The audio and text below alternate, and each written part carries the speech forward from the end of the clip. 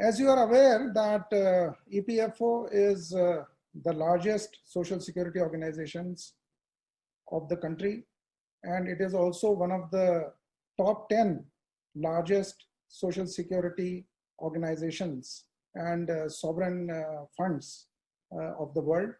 Today, I'm going to tell you the story of how this organization was able to cater to its 5.8 crore subscribers in a period which is described as one of the world's worst pandemic, and what kind of measures which we took which helped in this kind of delivery. We call our delivery during this period as, and we use a Hindi word which is Nirbad, that is uninterrupted and seamless kind of service to our subscribers. Of course, the whole business world, whether it is our kind of organization or our establishments and even our companies and subscribers, the whole B2B world shifted to working from home. There were hardly people in the offices. In fact, if you look at our system, because of the government directions and because of the social distancing norms, only 50% were allowed to work from the office, and 50% of our staff was working from home. So this was a new normal which shifted from the desktop to laptop and to the handheld devices. And therefore, our mantra of governance was how we can marry the latest technology and the technology which was available with us during the normal course of time with the business process re-engineering which we could do to see that even during this pandemic, when there was a new normal, how we can cater to these 5.8 crore subscribers and about more than 6 lakh establishments. And this is the story of Nirbad, which I'm going to tell you just now.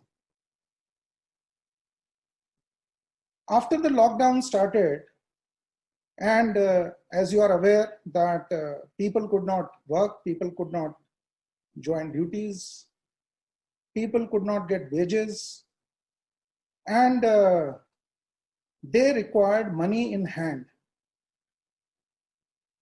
And the prime focus of a social security organization is to make that money readily available to people in need.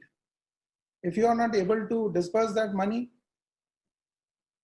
with ease, with speed, then you are not able to stand up to your subscribers during the period of crisis. And that was the approach which we adopted. I remember when we started, there was a rush from the subscribers for withdrawal. We were receiving almost 1 lakh claims on daily basis. And here was the situation that you have only 50% staff, your 50% desktops are useless, you have people who are stuck at home, and how to take work from them. And let me tell you that, and I will tell you in detail how we went about it, but what was the outcome and why I say very proudly today that we were able to stand up to the needs of the hour. We distributed almost 35,000 crore of money. Of course, that was the money of the employees and subscribers, but we were able to hand it over to them as fast as possible. And 35,000 crores of liquidity in 5 months period is not a small amount. It requires a very robust system. It requires business process re-engineering. It requires a lot of technology interventions, and that we were able to do. And I'm very happy to tell you that very soon we have reached about 93 lakhs of beneficiaries whom we helped during this COVID crisis. And soon we will be touching 1 crore.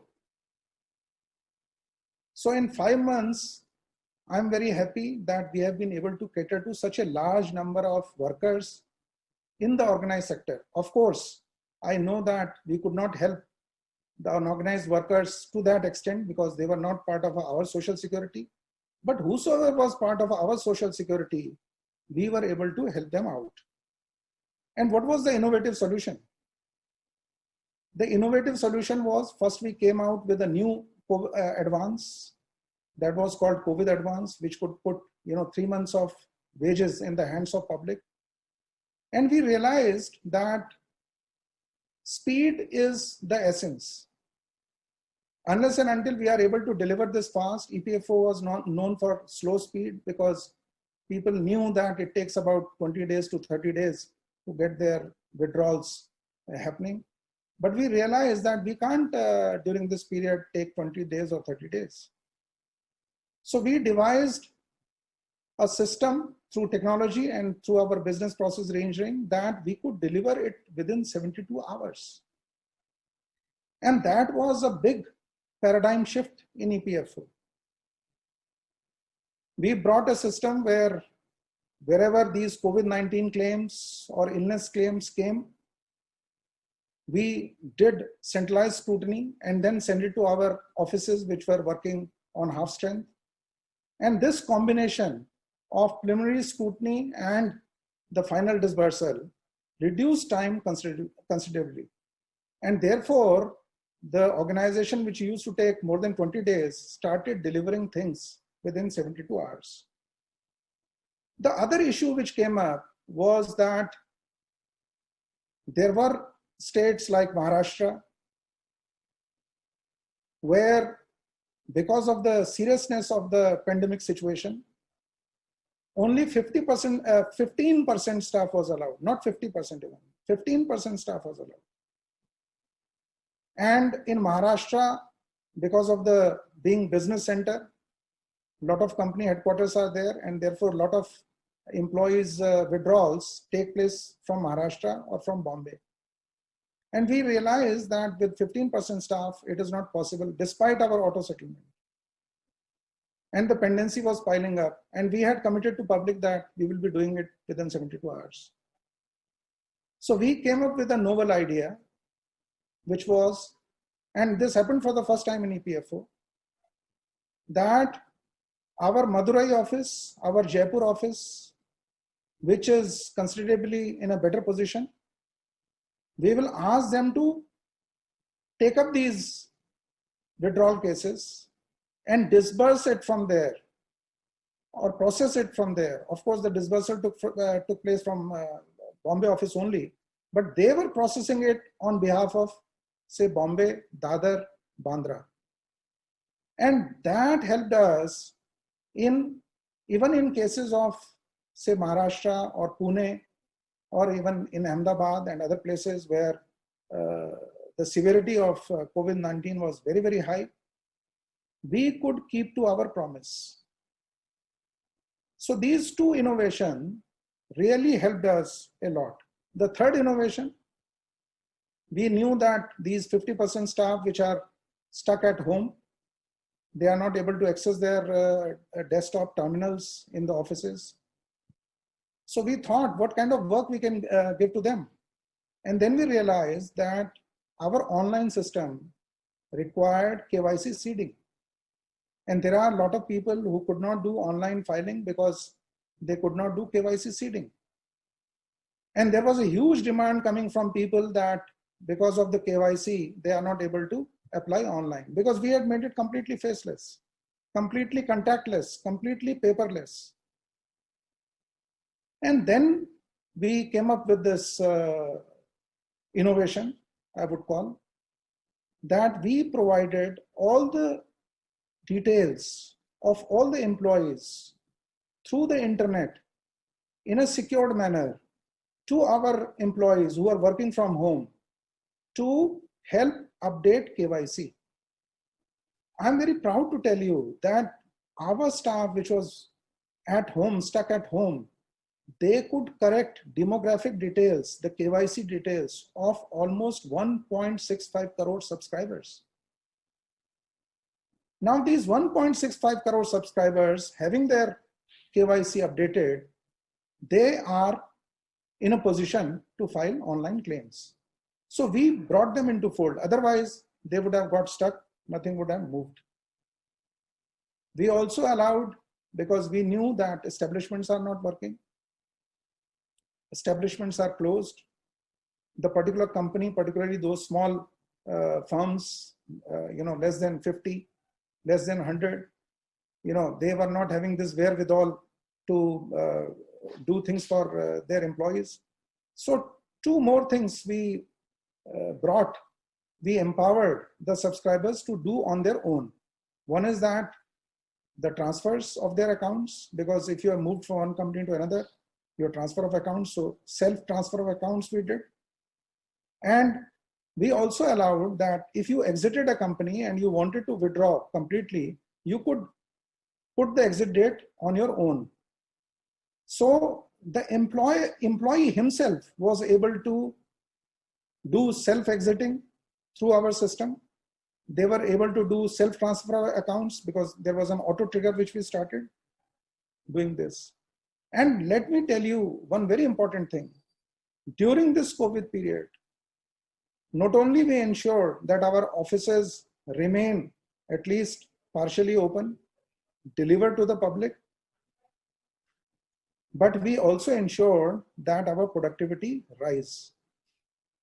And our productivity rise was to the extent of 87%, mind you. This was the kind of outcome which technology interventions and business process re-engineering does to your organization. Even during the period of crisis, and this we learned in a very hard manner, but it was a very, very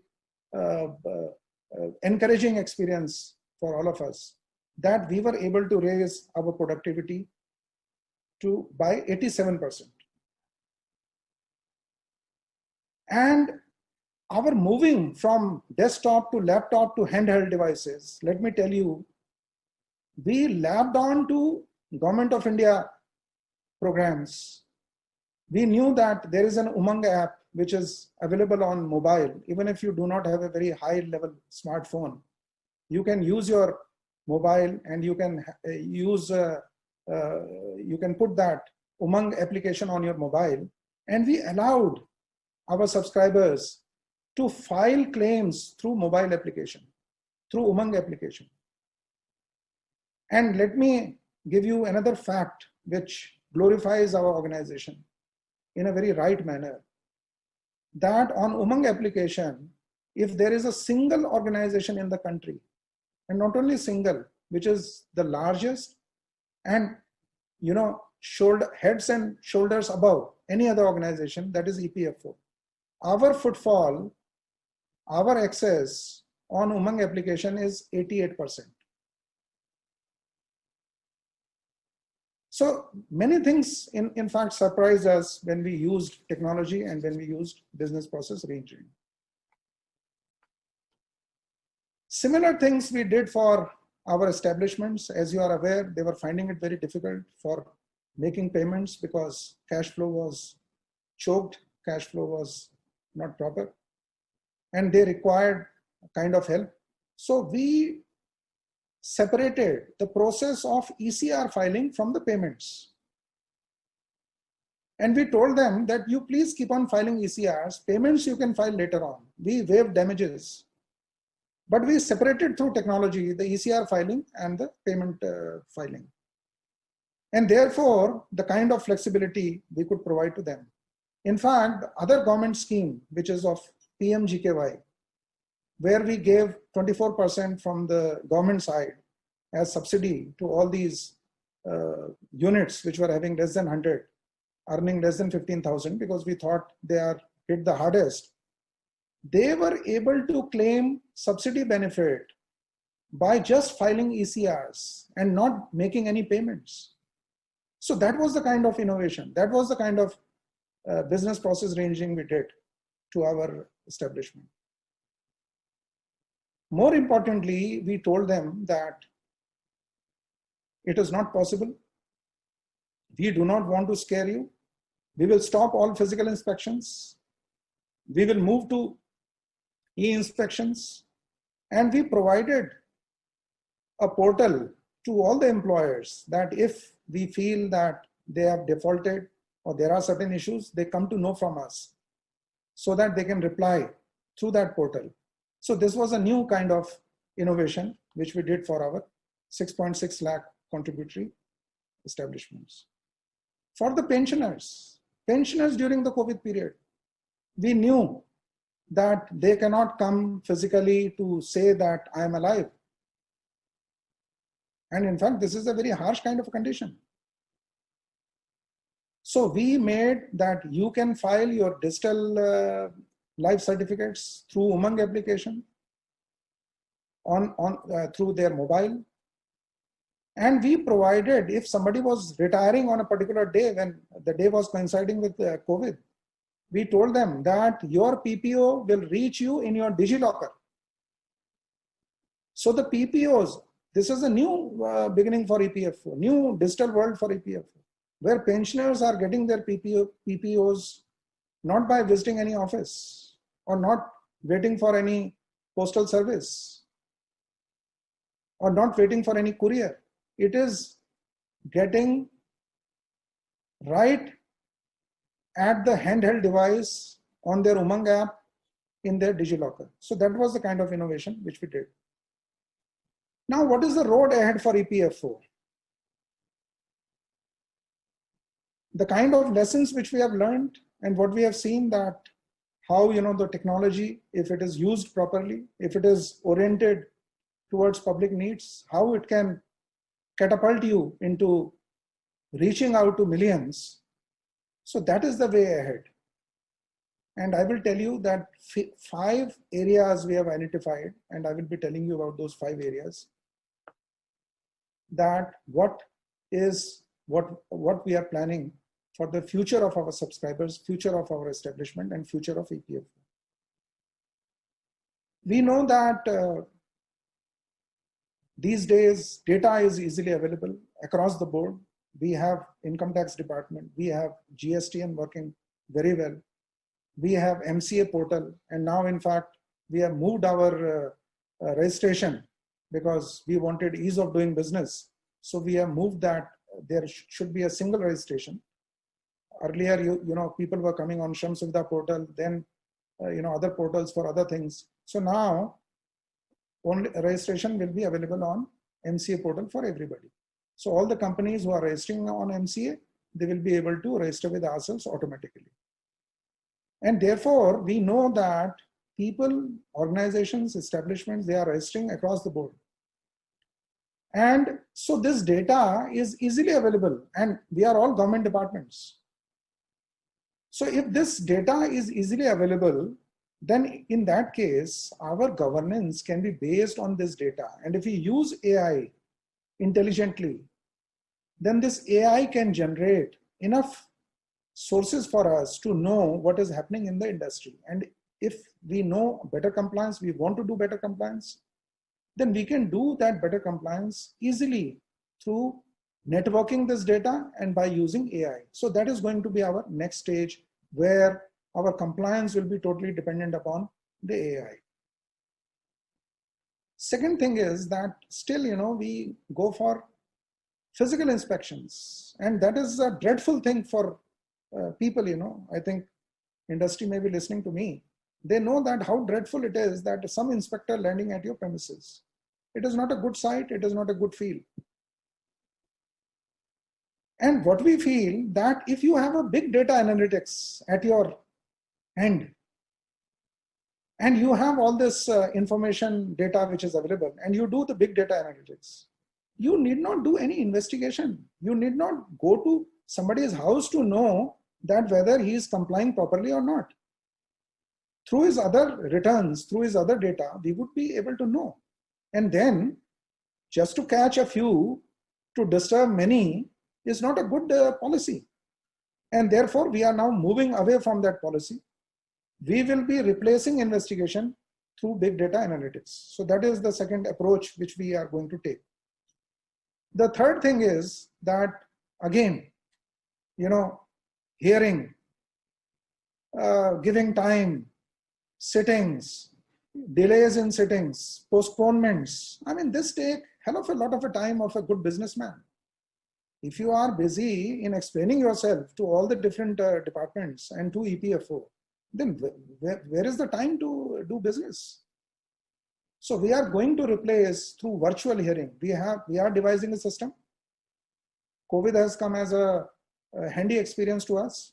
And we are going to devise a system where now even the hearings will be on virtual mode, like we are doing it here. I mean, what is the need of, unless and until both the parties desire to do so, to meet physically? For business processes, what is the need of every time, meeting physically? So we will be moving to virtual hearings. And the fourth thing is work from home enablers, work from home technology enablers. Because we realize that unless and until our technologies are geared to work from home kind of a setup, you cannot deliver that much. As I told you, we were able to raise productivity by 87%. So do we have the technology to enable work from home staff? Because that is going to be a new norm. And we should adopt it. If we want to decrease our carbon footprints, if you want to have a more healthy environment, if you want more green environment, a certain number of people should be working from home. So what kind of enablers we need to give, that is very, very important. And that is what we are going to do. We have put a whole team. Our HRD department is now whole time working on this WFH technology enablers. And the last thing before I close is disaster proofing. We realized that if there is a COVID severity in Maharashtra or Pune, or say in Ahmedabad, or in large city somewhere, then you cannot entrust that work geographically to that area. It has to move out geographically. There has to be seamlessness from moving from one geography to another. Another geography is supposed to take work out of that geography which is distressed. And therefore, the fifth, the paradigm shift which we are going to do is disaster proofing. Not only COVID, but if tomorrow there is a cyclone in Bhubaneswar, if there is an earthquake in Bhuj, if there is floods in Saharsa or Bihar, or say in Kerala, then the whole work can move digitally to another center. So it is akin to your disaster centers, disaster recovery centers in data. So not only we are going to have, and which we have, the disaster recovery centers, but the whole disaster recovery work happening in a remote location. That is what we are going to embark upon. So I think I have finished my time. Thank you very much.